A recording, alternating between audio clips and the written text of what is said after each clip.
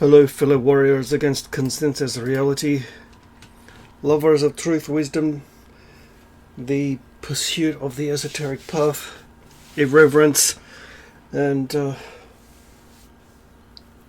lovers of sarcasm. A very nice, quiet morning. I wasn't going to, but I thought, you know what? Why not put out a little video?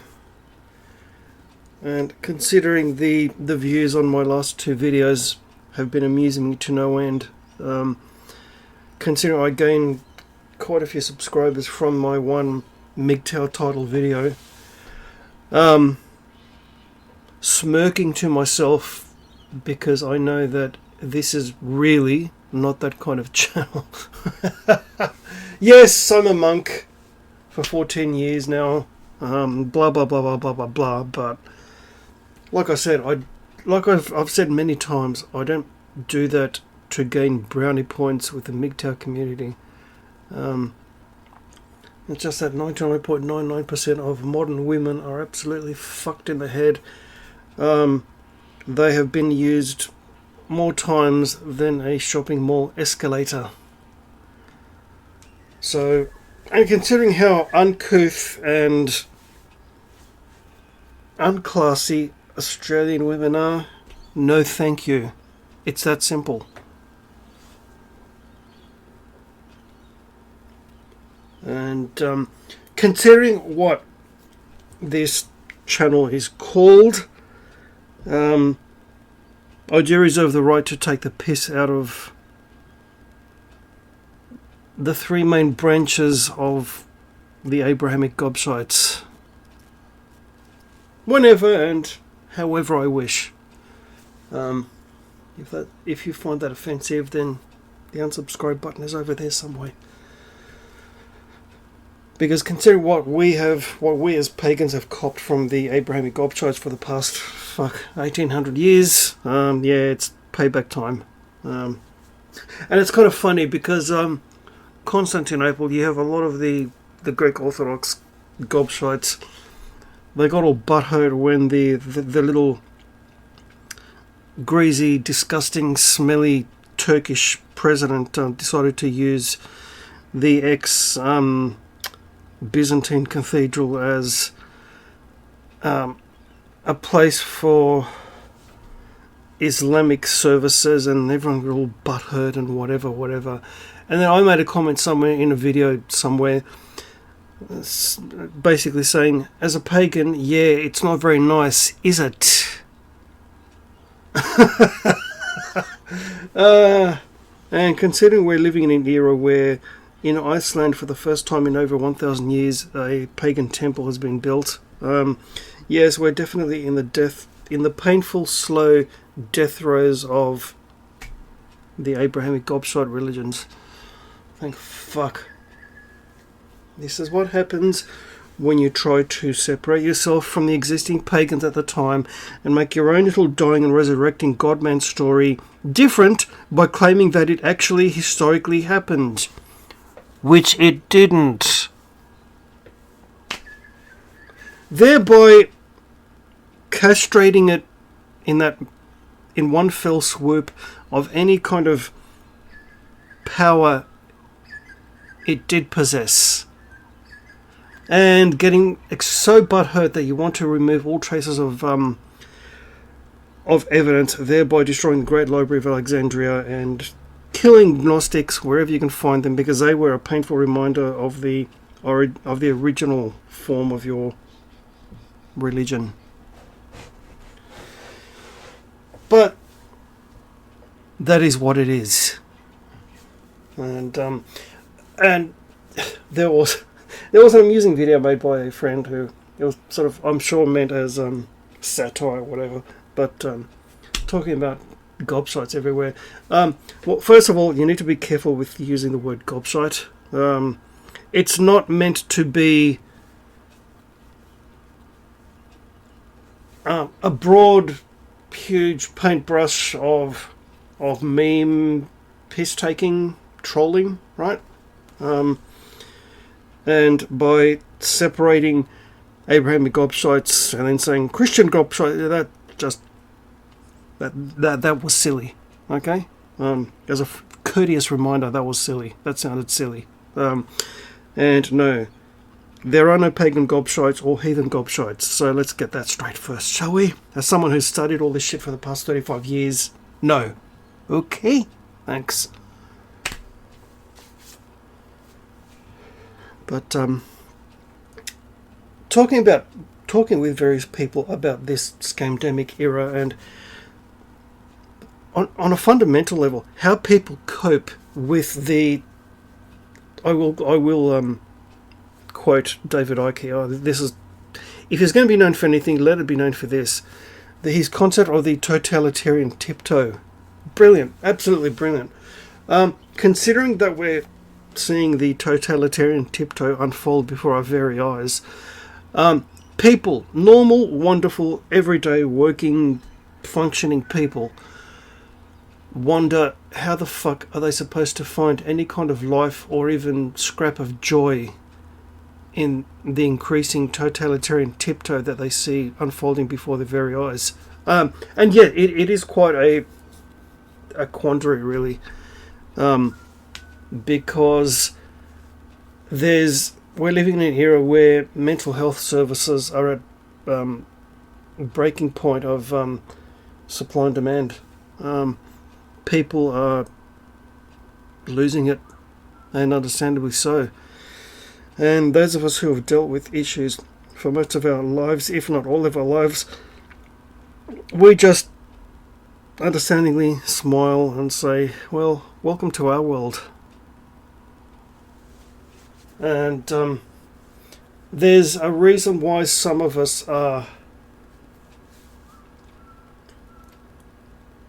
lone wolf and hermit, because we're never more happy, quote unquote, or relieved is more correct, than when we're actually alone. And now that I actually currently am living totally alone, I really fucking love it. Dealing with an elderly dementia parent for 3 years was its own kind of hell, and the backlash of that has been, well, very interesting. But you deal with it, you face it, and you try to use it as fuel to make your own inner transformation happen even more than it did before. Because it's really pointless going over and over and over in your own head bad things that have happened to you, traumas that have happened to you in the past, whatever that form they may take, because you really can't do anything about what happened in the past. It happened, and all you can do is use it as fuel to make yourself into a much better form of yourself than you were yesterday, or even especially today. And many of us are starting to realize that seeking the inner path is the way to go. Some people are taking up their abandoned creative pursuits again, which is fantastic, because that is, you want to see real revolution. No, it doesn't involve a group of idiots on the American Capitol Hill, whatever building, spouting nonsense about 1776 and using guns. No. Real revolution involves the revolution of the mind, the revolution of the spirit. Using creativity, using imagination, because, as all those wonderful mystics and whatever practitioners have said for thousands upon thousands of years, imagination is the key. And when you start to understand that, that's when you open yourself to wonderful opportunities of transformation. So the people that are perhaps seeing all these things unfold before their eyes for the first time in their life, it's really up to you. How are you going to deal with that? How are you going to use that as an opportunity to as Rush would say, to quietly resist, right? Because all they, quote unquote, they want is an army of disconnected, divided, passive, boring, defeated drones plugged into the great illusion machine,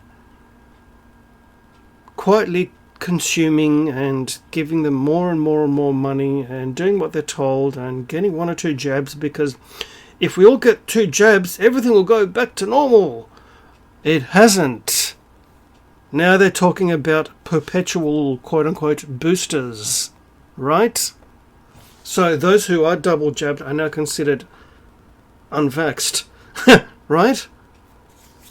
Stop and think about that for a moment. But those of us with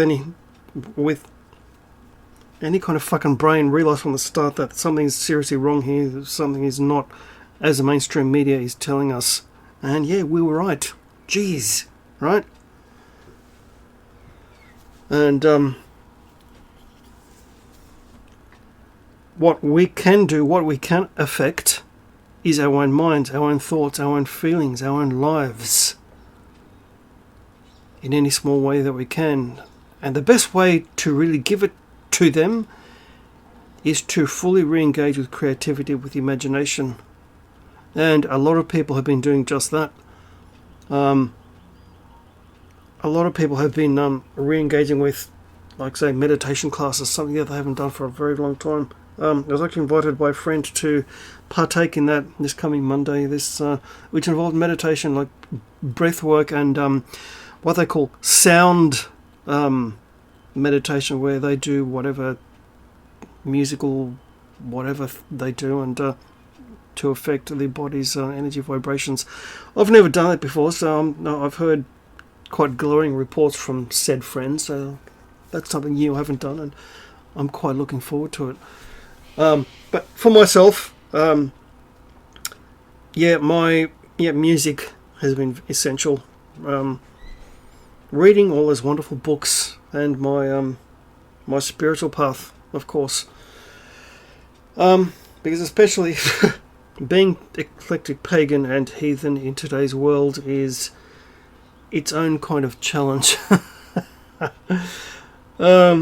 Especially when you're surrounded by Abrahamic gobshites and scientism, what I call scientism gobshites, those who are equally fundamentalist, but who perpetuate the strict, rigid dogma of materialism of the Industrial Revolution, while daring to use my ancestors' concepts and words to make themselves more clever than they actually fucking are. You're not. So yeah, I just, as far as my channel here, I find it funny that the following video from the blow up MGTOW title video only has like 33 views compared to, like, what is it, 265. And so if you're expecting more of those kind of MGTOW videos, hit unsubscribe and go elsewhere. I will not fuel the perpetual MGTOW rage junkies. Okay, that's not what I do here. I will not make more purposely themed titled MGTOW videos because they're the ones that get the views. No, that's not how I do things. I don't do things for views and watch hours and monetization and why don't you do live streams, because YouTube is full of mouthy fucking cunts. And live streams are the biggest hive of scum and villainy, thanks Obi-Wan, that exists online. And I see no point in it. I do what I do in my little videos, and will do till my last dying breath, or until I'm permanently removed on every single platform of online. I am on Odyssey, by the way. I suppose I better put a link somewhere along the way. I'll get around to it eventually. But you want to be revolutionary in the increasing totalitarian tiptoe we're all facing. Look within. Be creative. Do perhaps take up a hobby that you've neglected for the past 5, 10, 15, 20 years. And reclaim yourself. And of course, as I'm fully aware, to speak the truth is a very lonely path. The sarcastic lone wolf on guitar, out.